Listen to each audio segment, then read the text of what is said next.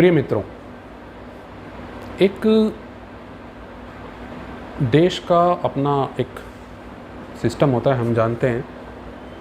उस सिस्टम में बहुत बहुत महानुभाव, महान व्यक्ति होते हैं और वो बहुत मेहनत करके अपने देश को आगे ले जाते हैं।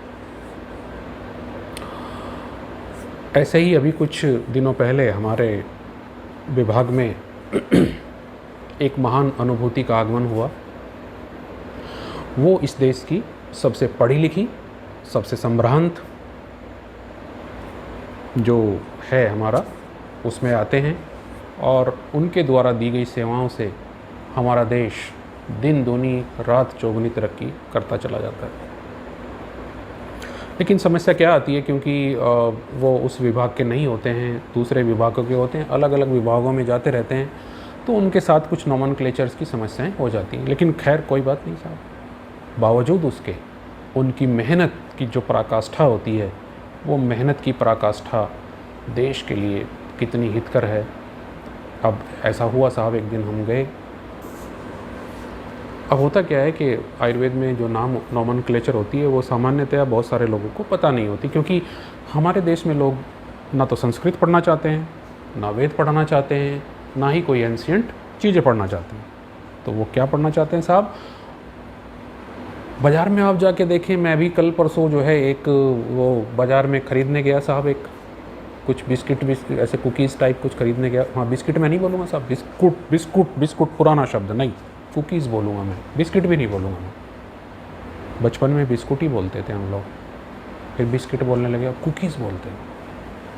वहाँ पे एक महिला आई हुई थी, कोई एक मिडिल क्लास महिला थी, अपने बच्चे कह रही, इसको डर्टी मत करो, डर्टी हो जाएंगे तुम्हारे हाथ, डोंट टच इट, नो ऐसा मत करो। मैं खड़ा देखता रहा यार, बहुत सारी चीज़ें थी उसमें। इंग्लिश के परम ज्ञान की अनुभूति मुझे वहाँ पे उस एक छोटे से गांव के मार्केट में साहब हो गई।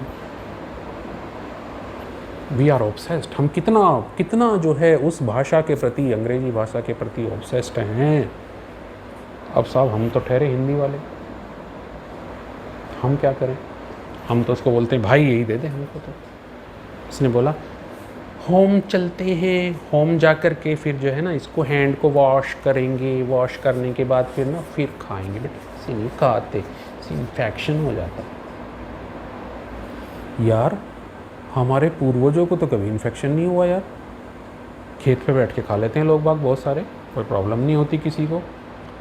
चलो हाथ धोना अच्छी बात है, कोई बुराई नहीं है, हाथ तो पानी होता है हर जगह, हाथ धो लेते हैं। लेकिन यार ये साबुन भी नहीं होता था पहले, तो हमारे राजाओं को तो कभी इन्फेक्शन ऐसा लगा नहीं हमको, कुछ ऐसा करके।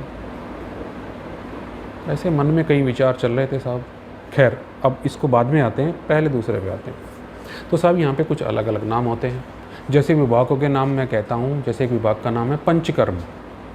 पंचकर्म का मतलब 5 प्रकार के जिसमें कर्म किए जाते हैं। माननीय बोले, अरे यार वो एक पंचतंत्र विभाग है ना तुम्हारा, उसमें देख लो यार, पंचतंत्र। साहब ज्ञान चक्षु खुल गए। पंचतंत्र, वाह वाह वाह, धन्य है प्रभु, धन्य है, धन्य है। ज्ञान धन्य है, ये धरा धन्य है, देश धन्य है। इतने महान व्यक्ति, विभूति के दर्शन करने से हम कृतार्थ हो गए। साक्षात ब्रह्मा का रूप हमारे सामने और हम फिर भी अज्ञानी। कमाल हो गया साहब, ऐसा कैसे? पंचतंत्र, वो पंचतंत्र को लिखने वाले की आत्मा कहीं ना कहीं तो आंसू टपक टपक हो गए होंगे उसके। पंचकर्मा वालों की तो आंखों में आंसू क्या करेंगे आकर के, कर क्या लेंगे वो आंसू आकर के, क्या लाभ है उसका? तो वो जो एक हंसी, रोने और हंसने वाली जो हंसी का मिश्रण होता है, खैर वही कर दिया। हमने कहा साहब ये काम है एक छोटा सा, हम लोग भी कुछ टीचर वीचर हैं, कर दो। डॉक्टर भी हैं, कुछ पढ़ा भी देते हैं बच्चों को, टीचर। अरे अच्छा ठीक है, बहुत अच्छी बात है यार। ऑलरेडी आपको काफ़ी सैलरी मिलती है, क्या करोगे और सैलरी बढ़वा करके, क्या ये सब मिथ्या जगत है। हाँ साहब, लेकिन फिर भी जो कुछ मिलना है मिल जाए, अच्छा है। ज़्यादा बोल नहीं सकते, रूल है साहब, रूल के बाहर जाएंगे तो आपको तो एक इतना लंबा नोटिस मिल जाएगा साहब। आप किसी को हंसा भी नहीं सकते, रोबोट बन के बैठे रहें, है ना जी। मरीज के साथ मजाक भी नहीं कर सकते साहब, हंस भी नहीं सकते, है ना। किसी की भावनाएं आहत हो जाएं।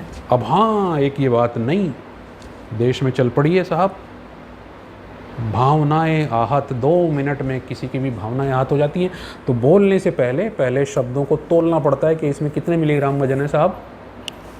भावनाएं आहत हो सकती हैं, अब ऐसे बोलना पड़ेगा। लिखते समय भी हाथों में कंपन आ जाता है साहब, कहीं ऐसा कुछ न लिखा जाए कि किसी की भावनाएं आहत हो जाएं। क्यों?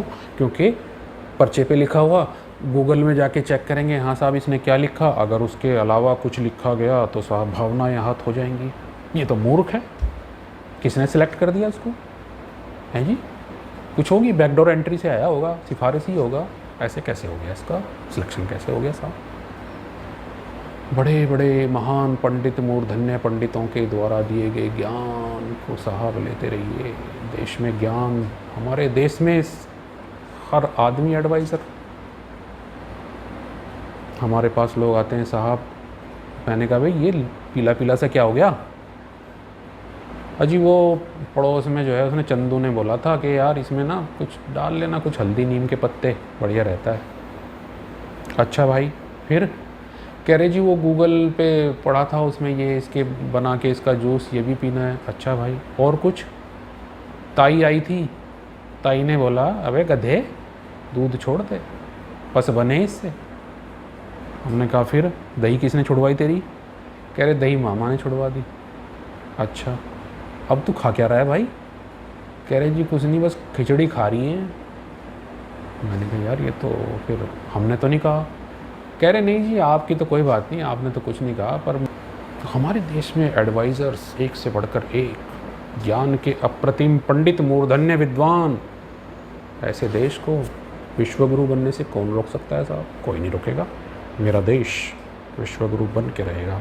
मुझे आशा ही नहीं, पूर्ण विश्वास है कि हमारे माननीय और हमारे सोसाइटी के सबसे ज़्यादा पढ़े लिखे लोग मिल करके, ऐसे लोग जो काम नहीं करते हैं, ये सारे जो तकनीकी लोग, टेक्नोक्रेट्स हैं जो काम नहीं करते हैं, एक दिन हमारे माननीय और हमारे सबसे ज़्यादा पढ़े लिखे लोग मिल करके इनको काम करना सिखाएंगे, और फिर देखना देश विश्वगुरु बन जाएगा निश्चित। ये गारंटी के साथ मैं कहता हूँ। हो सकता है साहब, बात आपकी बिल्कुल सही है। अब एक दिन क्या हुआ साहब, एक दवाई हॉस्पिटल में ख़त्म, तो बात आई कि भाई कोई सब्स्टिट्यूट भी नहीं बन रहा था। तो शराफत भाई को मरीज कहने लगे जी ये कोई बात हो गई भला? अजी दवाई तो आपको कम से कम यहाँ पे रखनी चाहिए, कैसे बैठे हो यहाँ पे खाम खामे आप सीट पे? शराफत भाई ने कहा भाई मैं कहाँ से लिख दूँ जब इसका, तो कह रहे दूसरी लिख दो जो इसकी जैसी हो। कह रहे इसकी जैसी भी कोई नहीं है। अब मरीज जो है सबसे बड़े इंटेलिजेंट के पास पहुँच गया, उधर से फ़ोन आया, अरे यार कुछ भी दे दो ना। शराफत भाई ने कहा नहीं साहब, अनएथिकल काम नहीं करूँगा, जो एथिक्स है वो करूँगा। हम बैठे हुए थे, माननीय ने फार्मासिस्ट को बोला अबे छोड़ना शराफत को, पकड़ा दे दूसरी शीशी, क्या फ़र्क पड़ना है इसको, कितना पढ़ा लिखा है? कह रहे नहीं जी पढ़ा लिखा ज़्यादा नहीं, पकड़ा दे दूसरी, क्या फ़र्क पड़ा। धन्य है साहब, धन्य है साहब। खैर अब क्या करें साहब, अब शराफत भाई दोनों तरीके से मिले, एथिक्स के खिलाफ भी नहीं जा सकते और एथिक्स की सीमाओं में काम भी नहीं कर सकते। बड़ी समस्या। एक दिन और भी बड़ा गजब काम हुआ साहब, खड़े हुए नल से पानी भर रहे थे, सामने से अधिकारी आए, अरे शराफत भाई कम से कम पद की गरिमा का ख्याल तो रखो। उसने कहा साहब कोई पानी लाने वाला हो तो ठीक है, अब या तो मैं गरिमा का ख्याल रखूं या तो मैं अपनी प्यास का ख्याल रखूं। गरिमा का ख्याल रखूंगा तो प्यासा मर जाऊंगा, प्यास का ख्याल जो भी है बहरहाल। तो अब ये भी समस्या है साहब, है ना। क्योंकि अगर आप किसी को काम के लिए बोल देते हैं तो उसकी भावनाएं भी आहत हो सकती हैं। भावनाएं आहत होना सबसे कठिन काम है साहब। खैर कोई बात नहीं, हम आशान्वित हैं। अभी भी हमें लगता है कि हम बहुत कुछ कर सकते हैं और हम करेंगे, हम सबको पीछे छोड़ देंगे। क्या हुआ, एक माननीय ने एक आदमी को बेड पे लेटा दिया तो क्या हुआ, वो बेड की नाप ले रहा था भाई कि लंबा कितना है, बेड पे आ जाएगा नहीं पूरा, कितना मोटा गद्दा बनवाना है। अब देखना इंटरनेशनल स्टैंडर्ड के गद्दे ना डल जाए वहाँ पे। मानिए मानिए तो मानिए होते हैं, गलती है। बेड पे जो है ख़राब गद्दा क्यों था। तो भाई कल के दिन यदि कोई ऑपरेटिव प्रोसीजर में कुछ समस्या आने लगे तो क्या टेबल पे लिटा के सबका ऑपरेट किया जाएगा कि देखो भाई ऐसे कर दो। हो सकता है।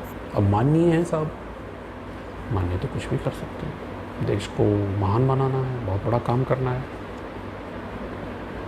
तो इन्हीं सभी माननीयों को हाथ जोड़ करके चरण वंदन, नमस्कार। देश को आगे बढ़ना ही है, देश को विश्वगुरु बनना है, ऐसा हमारा आशा भी है और विश्वास भी है। नमस्कार, धन्यवाद।